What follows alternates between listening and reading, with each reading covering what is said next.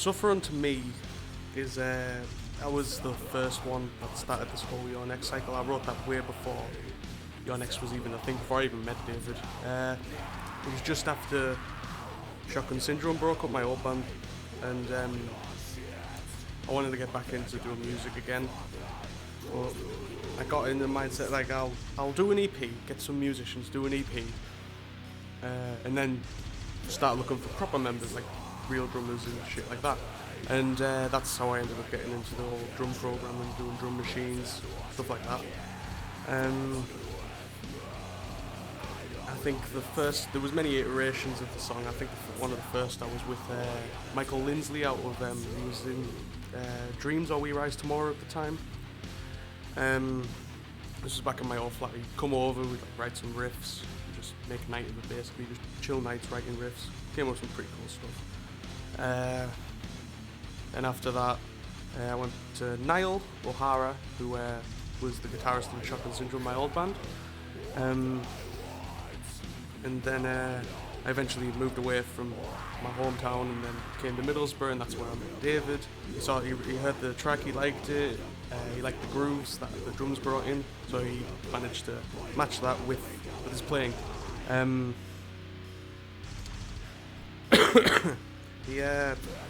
I liked what he brought to it, like the main riff, the do-do-do-do-do. I thought that was groovy as fuck. It wasn't exactly how I pictured the song, but it was, in my opinion, better than what I thought of. Just he brought more groove, he brought the heaviness. Like I heard this riff and I knew I wanted to work with this guy.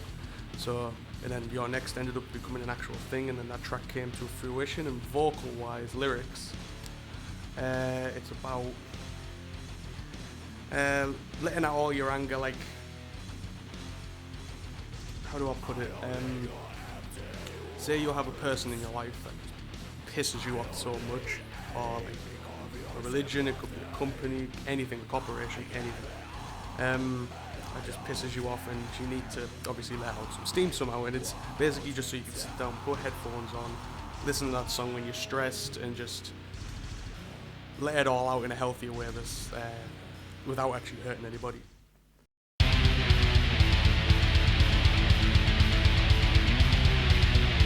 War Deities, I believe that was the first song we actually wrote. I actually started recording.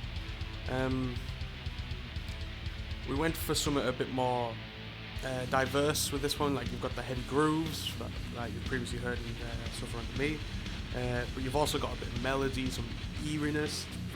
Some parts of that track are very creepy, angry, powerful, fast, slow. It's a very diverse song, and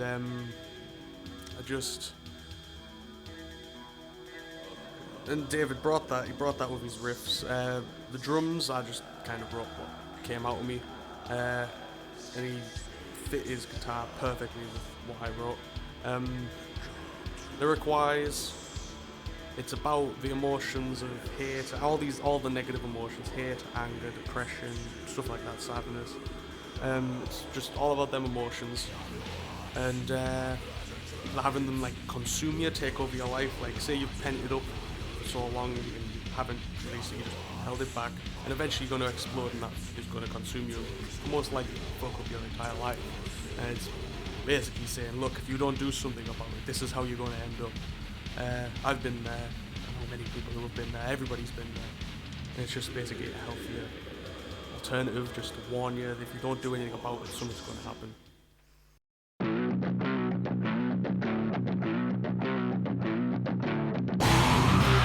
Fuck Everything is the anthem track. I wanted to have a very anthem style song, like kind of like Slipknot's Surfacing. Songs that get everybody pumped up and just jumping around, singing along.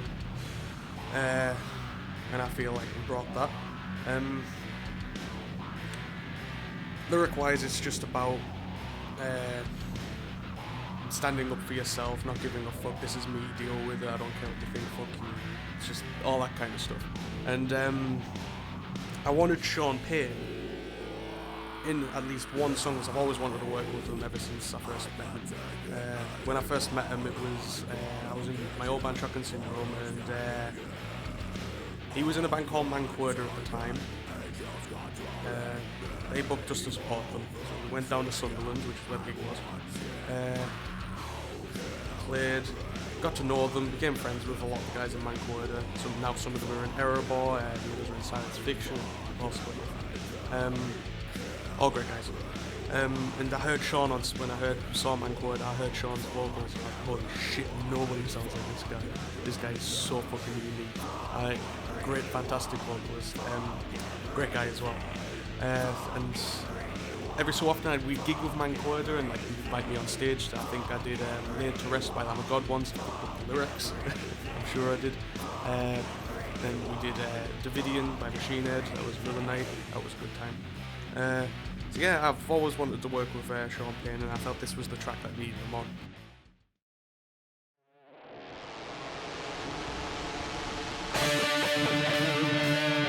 Leave the Seed is probably the most eerie of all the tracks. It's very sludgy, grimy, chunky, very chuggy metal. Like, it's not so much it's an angry song, yes, it's a very angry song, but it's not something that you necessarily jump around to. You can, but it's like the emotional core of the song is just anger burning within, sort of thing. I was listening to a lot of Scar the Martyr at the time, and that's obviously came across in the track. I think I was heavily influenced by Scar the Martyr. It was just about when their debut album came out, and obviously I think this kind of Scar the Martyr kind of influenced this track quite a bit. I wanted a song to kind of reflect myself the most. Like, this is a very personal song. I'm not going to get too much into it because I'm not particularly comfortable about talking about it too much. It's a song about abandonment, really, like family, friends abandoning you. You can interpret it any way you want, but to me it's about family, several family members. I'm not going to name any names or anything like that. Yeah, it's just kind of a song that just an outlet for myself that I wanted to get out of my system, really. This is something that's been going on my whole life, really. I'm not going to get too much into that one, but yeah, David made that song, and recording that song particularly was very therapeutic. It helped us out a lot. Yeah.